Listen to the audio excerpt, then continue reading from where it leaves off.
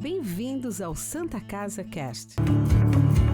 Olá, estamos aqui para um novo episódio do nosso Santa Casa Cast, hoje com a presença do Dr. Luiz Felipe. Olá, doutor. Olá, boa noite. Muito obrigada pela sua presença, pelo aceite do convite. Eu que agradeço. Gostaria de colocar que o nosso objetivo é orientação sobre a saúde para a população. Primeiramente, queria que você se apresentasse, por favor, para os nossos participantes, nossos ouvintes. Claro, eu sou médico urologista. A minha formação me formei em medicina na Faculdade de Ciências Médicas de Santos. Todo urologista é cirurgião de formação, né? Então a gente primeiro tem que fazer cirurgia geral.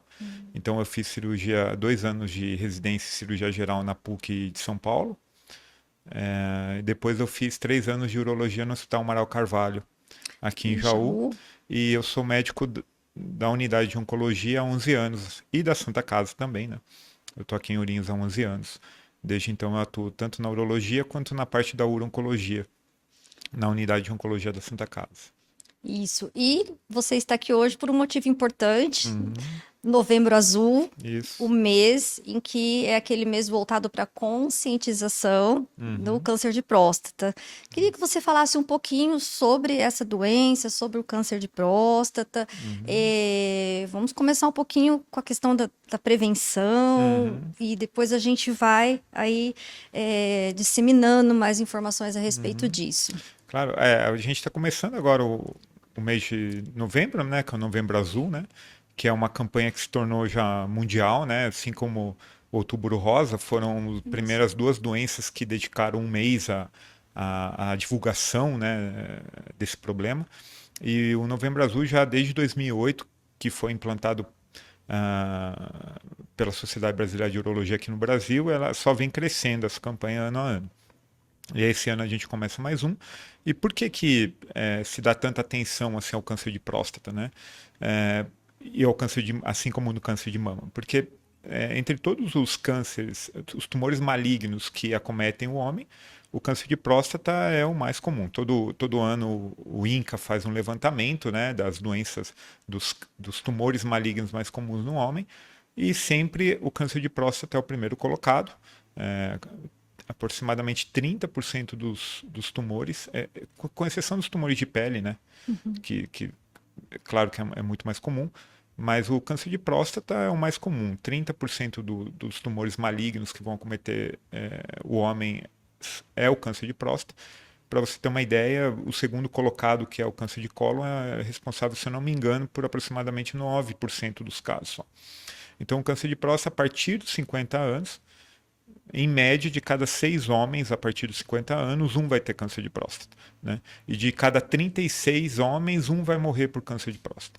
Então, é uma doença ainda muito prevalente. Com o aumento da expectativa de vida da população, os cânceres normalmente são as doenças que vão aumentar a incidência, né? E o câncer de próstata não deixa de ser diferente. Então, daí a importância da preocupação das sociedades, né, da medicina em geral, com o câncer de próstata, né? E nós aqui da Clínica de Especialidades da Santa Casa, junto com a oncologia, nós queremos deixar para a população essa mensagem do Novembro Azul. O que os homens podem fazer nesse Novembro Azul? Doutor, ajude, né? Vamos passar essa orientação para eles. O que os homens devem fazer nesse Novembro Azul? Por onde começar? Procurando urologista, né? Pronto, né? Porque, infelizmente, às vezes, o câncer de próstata, na verdade, não existe uma prevenção, né? O objetivo do paciente procurar o consultório do urologista é fazer um diagnóstico precoce. Infelizmente, a gente não tem ainda uma maneira de impedir que você tenha um câncer de próstata. Se você tiver um componente, uma predisposição genética, e o simples fato de ser homem, é o que eu falo para os pacientes, o simples fato de ser homem e envelhecer, você já vai estar predisposto a ter um câncer de próstata. Então, o objetivo é fazer um diagnóstico precoce, porque no diagnóstico precoce, quando você faz um diagnóstico cedo, a chance de cura chega a 90%, 95% dos casos. Então, o principal é procurar um médico urologista. E não ter receio. A gente vê no consultório que os homens têm receio, né? E é interessante isso porque há alguns anos atrás a Sociedade Brasileira de Urologia fez uma pesquisa, fez um levantamento por que os homens não procuram o médico, não só o urologista, mas médico em geral. Porque nós urologistas achávamos que era por causa de um preconceito, de um medo por causa do toque da próstata. E na verdade não é isso. Na verdade, o que os homens têm medo é de descobrir alguma doença que vai acarretar algum tratamento ou até mesmo um sofrimento. Então é a velha história do quem procura acha, né? Mas eu falo para os pacientes, é melhor você achar o logo. fato de você não ir ao médico não vai impedir dessa doença se manifestar. Ela vai estar lá, só que ela vai se manifestar no momento que você já, às vezes, não vai ter uma chance de cura. Então é melhor já descobrir antes, né? E doutor, eu já ouvi, né? Eu fui com medo do preconceito de fazer o exame. E eu cheguei lá e o médico achou que não era necessário e não fiz, né? Conta pra gente no caso do toque. No caso do toque, que é, né? Então, eu já fui preparado, né? E aí cheguei lá, não fez, né? Ficou até bravo. Nossa, mas aí não fez, né? E, então, assim, não é todos que vão chegar lá. Como que é a logística da consulta? Como, né, essa consulta, ela tem anamnese, e aí não são todos que vão passar pelo exame de toque. Explica pra gente um pouquinho sobre isso. Bom, na verdade, a gente segue a recomendação. Essas recomendações elas variam um pouquinho de país para país, de sociedade para sociedade. Mas aqui a gente segue o que a Sociedade Brasileira de Urologia recomenda. Então, de maneira geral, em relação ao câncer de próstata, o que a gente segue? Se você tiver algum fator predisponente, então principalmente você tem um histórico de câncer de próstata na família, o que é importante nesse tempo?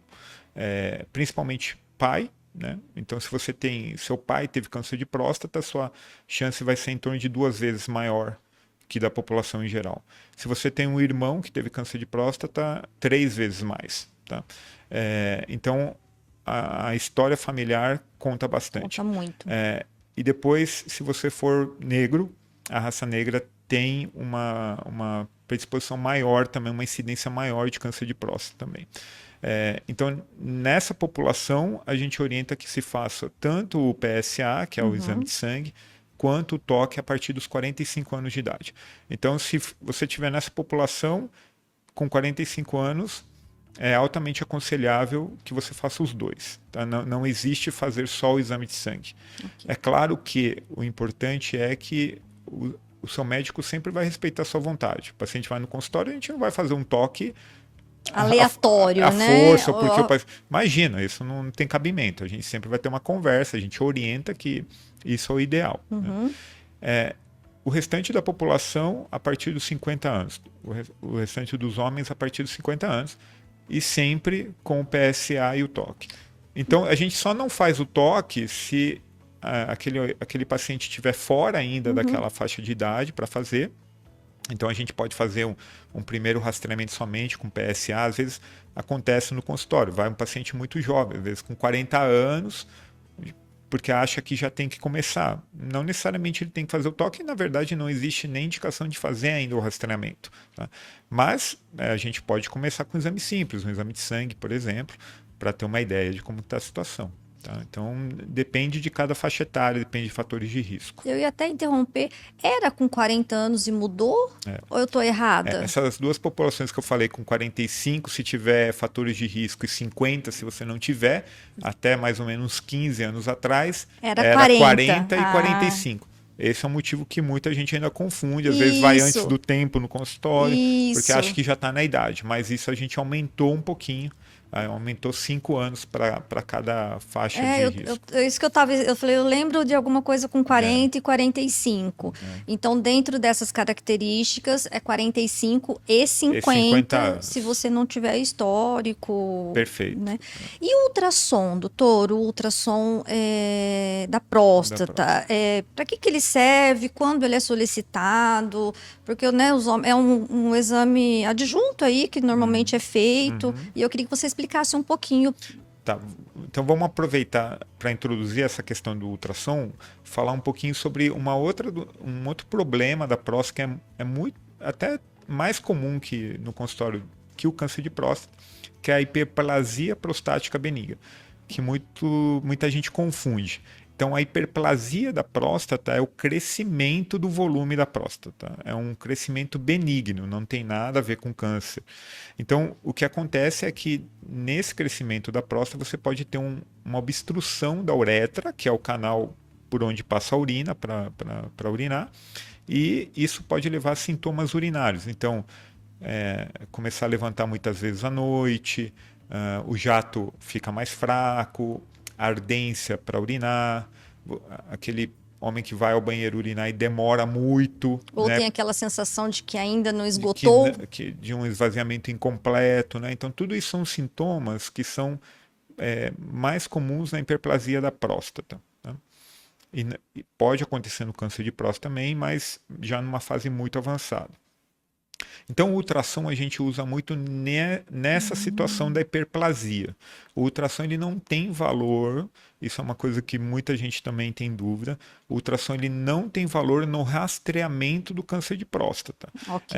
Ele tem um índice de, por exemplo, você ter uma doença e ele não vê nada. Tá? O que a gente chama de falso negativo. Né? Então, ele não é um exame que serve para rastreamento do câncer de próstata, para você descobrir um câncer de próstata. A gente usa mais o ultrassom para avaliar o tamanho, para avaliar se a bexiga está esvaziando, quando o paciente termina de urinar, se está esvaziando todo o conteúdo. Né? Então, a gente usa mais nesse sentido. E comparando com a mulher, na mama, a mulher tem cisto, né? E até já em conversa, cisto da mama não vira tumor maligno. O cisto é o cisto, né? O nódulo é outro. E essa hiperplasia da próstata, ele vira um câncer? Não vira câncer de próstata. Você pode ter a associação das duas coisas. Você pode ter uma hiperplasia, ou seja, você tem uma próstata de um tamanho aumentado e junto você tem um nódulo, um tumor lá nessa próstata grande, mas não que a hiperplasia tenha evoluído para um câncer de próstata. Isso não acontece. É legal a gente deixar esse alerta, porque muitas vezes existe essa dúvida e as pessoas acabam confundindo ou até se desesperando aí porque vai virar, né? E tem gente que acha que porque a próstata está grande que está com câncer, né? Que acha que o câncer é quando a próstata cresce de tamanho. Não, você pode ter uma próstata pequena, de tamanho normal, e você ter um câncer de próstata lá. Então, não tem relação as duas coisas. E o medo de todos é a questão do tratamento do câncer, quando já diagnosticado, dessa cirurgia, principalmente para o homem, né? O receio aí quanto à ereção, quanto à atividade sexual. Eu sei que existem tipos de cirurgia e tipos, né? Mas também gostaria que comentasse um pouquinho, que não, né, não é todo o tipo de câncer, ou, na verdade, quanto antes descobrir melhor por conta da ressecção, né?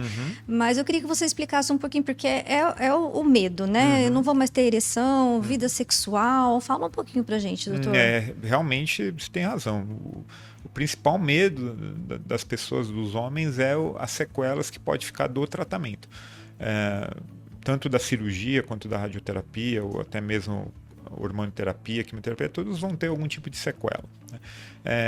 Em relação à cirurgia, que é mais a parte do tratamento que eu mais me envolvo com o paciente, realmente as duas sequelas, efeitos colaterais que você tem da cirurgia mais comuns são a incontinência urinária, então o fato da pessoa começar a perder urina, que não acontecia antes, e a disfunção erétil. Né? São disparados mais comuns e é o que os homens têm medo realmente. O importante é ressaltar que não necessariamente vai acontecer a incontinência urinária e não necessariamente vai acontecer a disfunção erétil. Tem uma chance disso acontecer. Hoje a gente, na parte cirúrgica, as técnicas evoluíram bastante. Então a gente sempre prioriza o que a gente chama de técnica minimamente invasiva, que é tanto através de uma técnica que chama laparoscopia, que é a famosa cirurgia por vídeo. Tá? E a mais moderna que a gente tem é a cirurgia robótica, que é uma espécie de cirurgia por vídeo também, só que feita através de um robô. Né? Então essas técnicas ajudou a gente a aumentar a preservação da continência e da disfunção erétil, mas é importante dizer que ainda pode acontecer isso. Mas caso isso aconteça, a gente também tem como tratar esses problemas, né? Não necessariamente um paciente que tratou um câncer de próstata, operou e ficou com uma disfunção erétil, por exemplo, isso não quer dizer que ele não vai voltar a ter uma vida sexual. A gente tem vários tipos de tratamento e a pessoa pode retomar a vida sexual normalmente e a continência também, né? É Inclusive, importante primeiro visar o tratamento e a cura do câncer e depois a gente corre atrás das sequelas. Inclusive, o ano passado eu participei de um evento do Novembro Azul e estava como palestrante um amigo enfermeiro, né, da Oncologia de Assis, do Hospital Regional de Assis, estava, e ele trouxe alguns modelos e falou um pouquinho das próteses penianas, né, e também dessa tecnologia nova né, e veio um paciente que infelizmente teve que fazer uso da prótese e deu seu depoimento que depois da adaptação, vida normal, Sim. né? Ele estava assim muito contente com o resultado da prótese. Não que todos vão precisar, Não, né? Mas assim, também se precisar, tem aí já a tecnologia está tão avançada. Sim, é comum. Por coincidência, hoje de manhã a nossa equipe fez um implante de prótese. É uma cirurgia relativamente comum dentro da urologia, né? Já consagrada há muito tempo, né? Não necessariamente aquele homem que fica com disfunção erétil vai precisar usar uma prótese, é importante falar. A gente tem, antes disso, temos outras etapas, né? Através de medicamentos, né? E a gente... Fisioterapia também, doutor? Na pelve a mulher usa um pouco a fisioterapia, no homem também ou Não, a não? fisioterapia ela tem mais papel na Musculatura. incontinência, na Tá. incontinência urinária. Na disfunção erétil, acaba mais através de medicamento ou até mesmo a cirurgia com implante de prótese, né? E tem bons resultados do implante, assim, na maioria das vezes. Sim, o índice de satisfação é acima de 90%, com a colocação da prótese.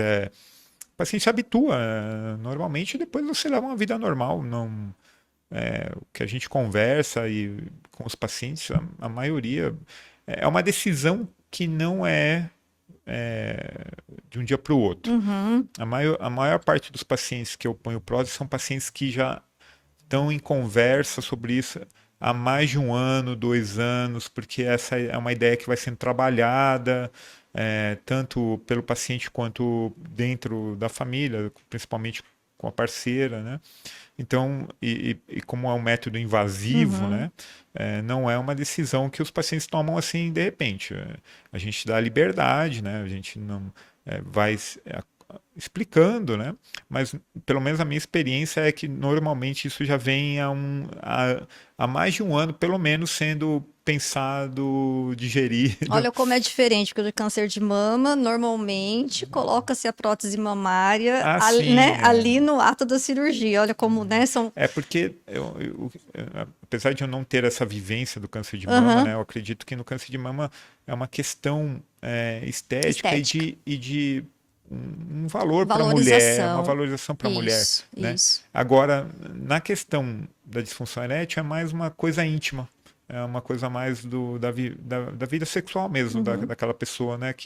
Então ela, às vezes, adia essa decisão, porque, queira ou não é o mais importante naquele momento, né? Entendi. Que vai vir depois. Doutor, e a vasectomia no homem, que é realizada pensando na questão de planejamento familiar, né? Ela tem alguma correlação com câncer no futuro? Tem essa relação também aproveitando, né, de disfunção erétil? Os homens têm muito medo de ir para a cirurgia, né? Queria que você colocasse um pouquinho para a gente sobre a vasectomia, sobre o procedimento em si. Essa é uma dúvida que muita gente tem. A vasectomia é um procedimento simples, né? Em média uns 20 a 30 minutos de cirurgia, feita com anestesia local na grande maioria dos casos, né? E não guarda nenhuma relação com câncer de próstata, com disfunção erétil, com qualquer alteração da vida sexual, com uma disfunção sexual. Se assim fosse, a gente não seria uma cirurgia tão comum assim, né? Então, mas apesar disso, é uma dúvida frequente no consultório isso. Muitos homens têm medo em relação a isso. mas não guarda nenhuma relação com câncer de Com o próstata, desenvolvimento de câncer. nem nenhuma outra doença. Ok. E doutor, fala uma coisa para mim. Eu tenho filho homem, né? Hoje ele está com 10 anos. E a filha mulher, né, entra na adolescência, você leva ao ginecologista, né? Para já todo ano leva para aquele acompanhamento. E o filho homem, fala para mim. O filho homem está entrando na adolescência, 11 anos aí. Eu levo no urologista para ter mesmo uma conversa, orienta a gente, mães de meninos, por favor, mãe de meninos adolescentes aí, até para uma avaliação, né? Enfim, por favor, precisamos de ajuda, mãe de meninos. Olha, às vezes vem esses casos no consultório. O que eu acho importante nessa questão é o seguinte, primeiro, a questão do urologista, né? Apesar do ginecologista ser o médico da mulher, isso não vale para o homem. O urologista ele não é somente o médico do homem. O urologista ele é um médico que é especializado no aparelho urinário em geral, ou seja, rim, bexiga. Então, às vezes vai mulher no meu consultório e fala, eu achei que não viesse mulher aqui, né? Não, mas a gente trata todo mundo que tem rim, que tem bexiga, né? E a gente trata também a parte do aparelho genital masculino. Então, muita gente confunde que o urologista é médico de homem. Não é bem assim. A gente é médico geral. Generalista. Vamos dizer assim, a gente pega todas as camadas da população. Sim. Quanto a essa questão de orientação para o adolescente, principalmente em relação ao início da vida sexual e tudo isso, eu acho que existe uma pessoa melhor que o médico urologista, que é a família. Porque eu acho que isso tem que ser discutido dentro da família. Não adianta eu, como pai ou como mãe, delegar essa função ao médico porque eu tenho vergonha, porque eu tenho receio de falar com meu filho sobre isso. Ninguém melhor que pai e mãe que conhece o seu filho de conversar sobre isso, né? É claro que o médico está lá para a gente dar um apoio e explicar certas dúvidas dentro da medicina, né? Como acontece, por exemplo, no consultório, é muito comum um adolescente preocupado com o tamanho do pênis,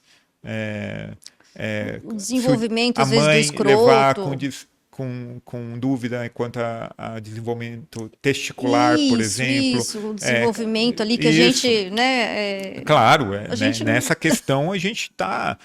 Mas também é muito comum levar no consultório para essa conversa. Tudo bem, a gente pode conversar também, mas eu acho que isso é uma função que tem que ser prioridade da família, é um direito da família. A gente, como médico, não pode fazer esse papel. Mas em relação ao restante, é claro que pode levar no médico urologista, aquele menino que está entrando na puberdade, que está descobrindo as coisas, Isso, né? para uma avaliação Para uma mesmo. avaliação, claro, isso é fundamental. Porque tem né? essa questão de crescimento, né, de testículo, e até eu falo porque meu filho pergunta, tá certo, né? Mudou, eu falo, né? Eu não sei, né? Sim. E a gente que é mãe de menino aí, tá, claro, tem o pai, já chamo, né? Pai, vem aqui e ajuda aqui, Sim, né? Mas às vezes nessa questão mesmo, para ver Do início da crescimento, do puberdade e início, tudo mais. Isso é isso. bem comum no consultório e a gente normalmente tranquiliza os pais, porque normalmente chega lá achando que o pênis do meu filho é muito pequeno. Vou dizer para você que é extremamente raro pegar algum problema de desenvolvimento. Geralmente isso está ligado a alguma síndrome genética, que vem acompanhado de outras características. É muito difícil você ter alguma anomalia somente na questão sexual. Você vai ter outras coisas que acompanham aquela síndrome normalmente. Então, mas é uma preocupação. Todos Sim, nós, como os sim. pais, a gente tem esse receio que o desenvolvimento do nosso filho esteja dentro da Acho que normalidade. desde né? ultrassom, né? Aquela coisa, tem 5 dedinhos, né? Tá tudo Mais ou menos certo, isso, né? 2 braços, né? Acho que desde ultrassom a gente já vem embutido, né? Na mãe e no pai, essa questão de tá tudo certo, né? E aproveitando que você comentou, esses dias eu vi uns posts muito, né, doidos na internet, da questão da cor da urina, né? E se a cor da urina tá assim, é porque você tá com essa doença. E fala um pouquinho pra gente, doutor, porque às vezes dissemina uma informação ali errada também, né? E tá muito na moda essa questão de cor de urina, independente feminino ou masculino, né? E uns vídeos assim com umas informações que eu falei, né? Acho que as pessoas precisam de orientação mesmo em relação a isso. Fala um pouquinho pra gente dessa questão da coloração. Normalmente, a coloração, a conversa que eu tenho com meus pacientes da coloração são em duas situações. A primeira é na questão de hidratação, porque a cor da urina, isso sim, ela ajuda, né? Quanto mais amarelado o xixi, quer dizer que você está mais desidratado, né? Então é um parâmetro indireto para saber se você está se hidratando bem ou não, né? Então a coloração do xixi ela tem que ser aquele amarelo mais clarinho, já mais para transparente, quer dizer que você está se hidratando bem. E outra questão da coloração que gera preocupação é sangue na urina, né? Fora essas duas situações, não tem uma cor que vai me falar porque você está com a doença tal, não serve para nada. Agora, sangue na urina é motivo de procura ao urologista sempre, em qualquer ocasião. E urgente, né, doutor? E urgente, você pode né? ter desde causas que não são tão importantes, como uma simples infecção urinária, um cálculo renal, e você pode ter casos de câncer renal, de câncer de bexiga, que no câncer de bexiga o sintoma mais comum é urinar sangue, mas o oposto não é verdadeiro. Ou seja, qual o sintoma mais comum do câncer de bexiga? Urinar sangue, mas não é todo mundo que urina sangue que está com... Então muita gente chega desesperada, estou com câncer, urinei sangue. Não é bem assim, às vezes é só uma infecção urinária, um cálculo renal. Então são as duas situações que eu vejo de importância assim, para a coloração da urina. Então deixar um alerta, né, para as pessoas aí que, né, às vezes chega esses vídeos, né, e tá ali até com um potinho, com cor de urina, né, no videozinho. É um problema porque está com muito fácil acesso, né, e eu vi ali que as informações não estavam batendo muito com o meu pouco conhecimento aí dentro da nutrição. É uma pergunta que a gente faz sempre, como é que tá a cor da urina? Mas o nosso foco é saber da hidratação. Hidratação. O meu também, eu sempre pergunto isso. Né, a cor da urina, as fezes, né, o formato das fezes, é a pergunta de rotina do nutricionista, né? Mas o nosso foco é saber da hidratação, né? E aí eu vi aqueles videozinhos, aqueles vários potinhos de colorações diferentes, eu falei, a gente precisa alertar a população, né, a respeito disso.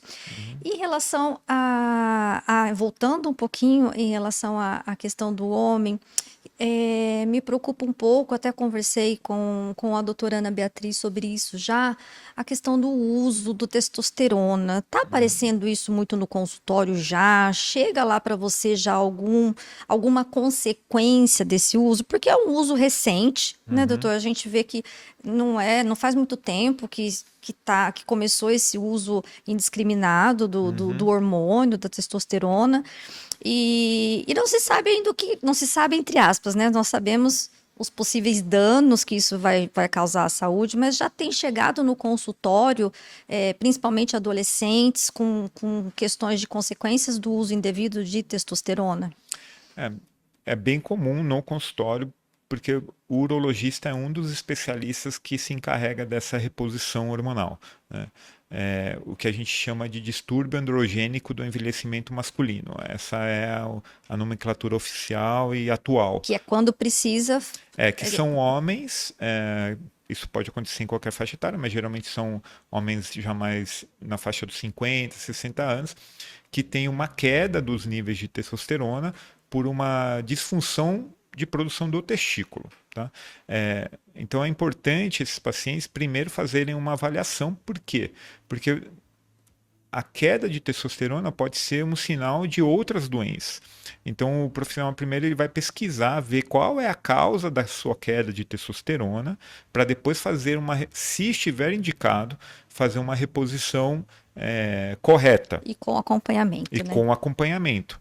Agora, você fazer um uso indiscriminado da testosterona pode trazer várias consequências, desde infertilidade. O que nós sabemos hoje, doutor, de consequências? Coloca pra gente aí, vamos citar para o pessoal, para ficar de alerta mesmo pro pessoal. Sim, infertilidade, atrofia testicular, se, por exemplo, você tiver um câncer de próstata inadvertido, que você não saiba ainda, a testosterona é o que serve de alimento para o câncer de próstata. Então você está tomando testosterona e você está só aumentando o seu câncer lá, que estava quietinho, que talvez nem se desenvolvesse durante sua vida, porque o câncer de próstata, tem casos de câncer de próstata que não vão dar problema nenhum durante a vida, e você lá tomando testosterona, você só está acelerando o crescimento dele, né? Então, é cada vez mais comum, infelizmente. Na vida do consultório, a gente vê muito isso. E a idade, doutor, que está acontecendo, normalmente são jovens mesmo. Geralmente são jovens porque são pessoas normalmente que querem ganhar massa muscular, principalmente. Esse é o principal motivo que leva ao uso indiscriminado de testosterona, ganhar massa muscular. Então, geralmente é uma população às vezes mais jovem, né? E uma idade mais avançada, às vezes por mau aconselhamento, né? Por fazer o uso que o amigo indicou, né? Às vezes até tem indicação, mas faz uso de uma reposição indevida, que não segue critérios, porque você pode ter efeitos colaterais devido ao uso da testosterona. E o uso da testosterona em mulheres que também estão fazendo junto ali, indiscriminado também, de uma forma ou outra, para a questão da beleza, porque diz que a testosterona, né, também tem essa função ganho de massa muscular, ganho de principalmente massa. queima de gordura, né? Esse é o principal resultado. E aí eles só enfatizam esse lado da testosterona para a mulher. E qual seria o lado negativo também? Seria o mesmo do homem? Eu já não sei te dizer isso, porque realmente não é minha área de atuação. Eu não trabalho com mulheres em reposição. Aí nós como urologistas, a gente atende mais os homens mesmo, Quando né? a mulher... Geralmente isso fica mais com o ginecologista, né, que vai fazer essa reposição, se indicado de maneira adequada também, né? Então, mas com certeza também tem suas repercussões, com certeza. Provavelmente próximos ou até iguais, né? Talvez os mesmos riscos cardiovasculares, talvez, né? Sim, os mesmos riscos.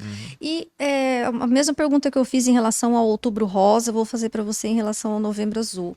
Existe essa campanha, assim como o Outubro Rosa já tem uma idade aí, né? Ela foi um pouco depois do Outubro Rosa, né? Mas dados, ela está tendo efeito na população ou o efeito ainda é muito pequeno, doutor? O que a gente pode fazer para aumentar esse efeito, além disso aqui que estamos fazendo já, que é essa conscientização da população?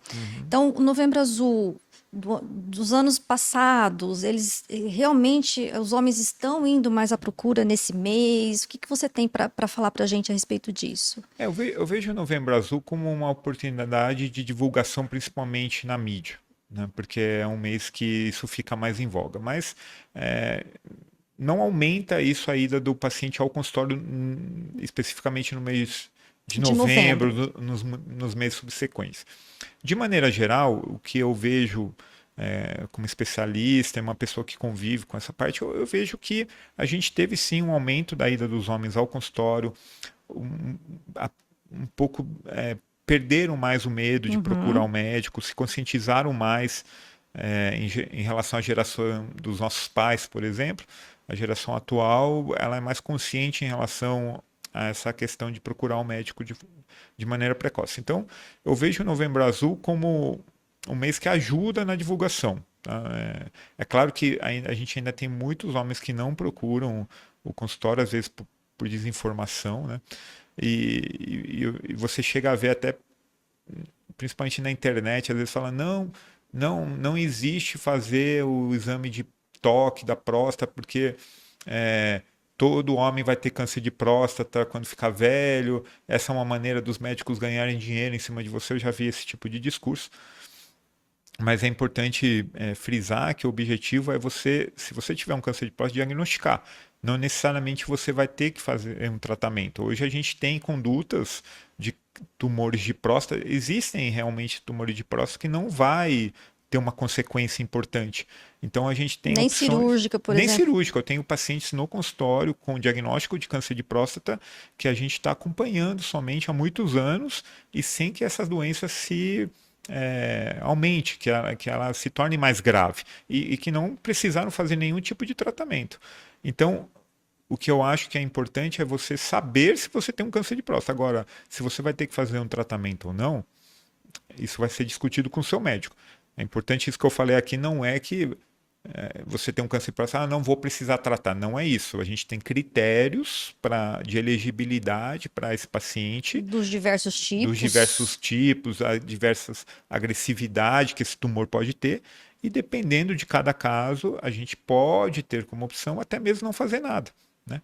Então, mas eu, por exemplo, como homem, se eu tiver um câncer de próstata, eu gostaria de saber, para ter a liberdade de discutir com o meu médico, será que esse câncer de próstata é um câncer agressivo que eu tenho que tratar ou eu posso apenas acompanhar, né? Então, o seu urologista vai poder te orientar da melhor maneira em relação a isso. Mas é importante, eu acho que procurar e saber como que está a sua saúde em relação a isso. Eu acho interessante porque as pessoas hoje falam tanto em buscar qualidade de vida, buscar uma melhor qualidade de vida, né? Hábitos saudáveis, atividade física, mas não colocam nessa frase aí a questão da prevenção das doenças, Sim, né? sim. Falam mais da saúde mental, da caminhada, da alimentação saudável, que ok, né? Que são todos fatores que vão ajudar na prevenção, né? Sim. São os fatores de risco aí, que se a gente tiver, né, sob controle, né, a saúde mental sob controle, a atividade física em dia,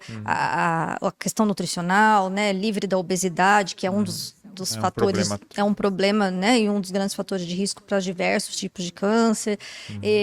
Tudo isso vai ajudar, mas eles esquecem de colocar que para ter qualidade de vida é importante a gente inserir a prevenção também. Sim, sim. Né? Buscar o médico sem precisar ali, sem que tenha dor, sem que tenha o problema já, ou um sintoma clínico. Tá correto isso, doutor? Isso mesmo.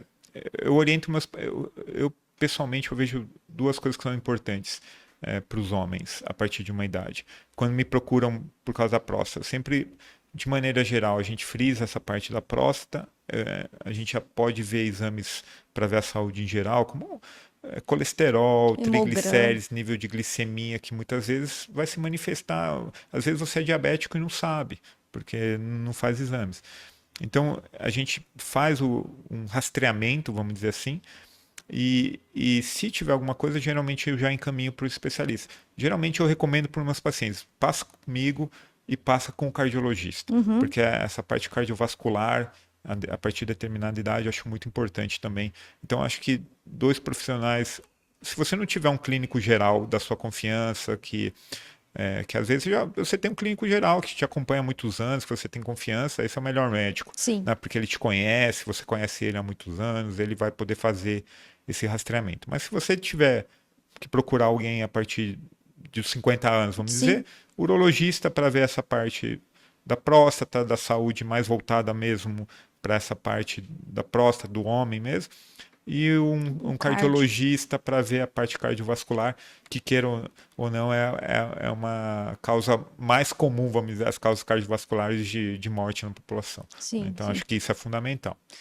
Para encerrar, quero agradecer a sua presença. Nós vamos deixar na bio lá o contato, quem quiser, para agendar a consulta, né? Para aproveitar esse Novembro Azul, por que não, né? Ir fazer esse acompanhamento, esses exames de rotina, né? E eu acho que deixar de mensagem para a população que o que a gente quer aqui é alertar para a prevenção. Sim. Né, para buscar para prevenção e não que a gente esteja focando na doença em si, mas sim na saúde, né? Sim. Que aliado à atividade física, a uma boa alimentação e aos exames de rotina, aí sim a gente consegue garantir uma melhor qualidade de vida. Não é, doutor? Com certeza. Acho que aí a gente fecha o ciclo, né? Com certeza. Gente... E eu queria deixar um pedido também para a população, principalmente aqui de Ourinhos, da nossa região, conhecer o Hospital do Câncer de Ourinhos, que é a unidade de oncologia aqui Dr. da Santa Casa, ali, que fica no Monzilo. Porque muita gente não sabe que a gente hoje aqui é referência para toda a nossa micro-região, até a região de Marília, vem pacientes fazer tratamento aqui, e muita gente não sabe disso. Às vezes a gente vê até pessoas ajudando unidades de oncologia de outras cidades, não que não seja importante, né? Mas que às vezes não ajuda a unidade de oncologia que tem aqui na nossa cidade, que 90% do atendimento é para o SUS. É para o Né? SUS. 90% dos pacientes que a gente trata na unidade de oncologia é para o SUS. Então, convido as pessoas a aproveitar esse espaço que você dá para sim, gente. esse Convido espaço... as pessoas a conhecerem a unidade de oncologia da Santa Casa, né? Ela está aberta lá para quem Sim. quiser conhecer. Tem um grupo de voluntários, as amigas do As amigas do peito, que fazem um peito, trabalho sim. fenomenal lá, né? Fantástico. Então, convido a população aqui da nossa região para conhecer a unidade de oncologia e se puder ajudar, Sim. ajudem, sempre é bem-vindo. Nós vamos deixar depois o contato, Isso, o endereço do hospital lá Sim. também, porque a gente fala antigo Dr. Monzilo, né? Antigo Mas na verdade ele tem um nome tem de um nome, né? unidade de oncologia Dr. Monzilo mesmo, continua o nome, continua o nome, é homenagem né? ao Dr. Monzilo. Isso, e é interessante, e é um local acolhedor, já estive lá diversas vezes, né? Porque muitas vezes fala, Hospital do Câncer, tem aquela imagem, né, assustadora, não tem mais, né? É muito elogiado pelos pacientes, o atendimento, O atendimento. a equipe de enfermagem, os voluntários que trabalham lá, são pessoas fenomenais, os pacientes realmente elogiam e às vezes para mim o serviço porque as pessoas gostam Sim, mesmo lá, sim. porque queira ou não é um momento difícil, né, da vida de qualquer um, né? Sim. Então você ter um acolhimento nesse momento é fundamental Sim. e faz diferença a gente vê que faz diferença no tratamento das pessoas. E também lá, assim como nos outros, né, que nós temos aí, mas não tem diferenciação no medicamento que tem no SUS, medicamento que tem no particular, né, doutor? A quimioterapia é para todos, O tratamento né? O que as pessoas recebem vai ser o melhor possível, independente de ser SUS, se for convênio, o que for, né? Então isso é uma coisa também que lá eu acho assim importante e acolhedor e a nesse atenção sentido. também, com certeza. A gente não nem deve fazer essa diferenciação. São todos seres humanos e todos nós podemos passar por isso e é um momento difícil da sua vida. Seria o cúmulo fazer esse tipo de diferença. Sim, né? fica aí o convite do doutor, então.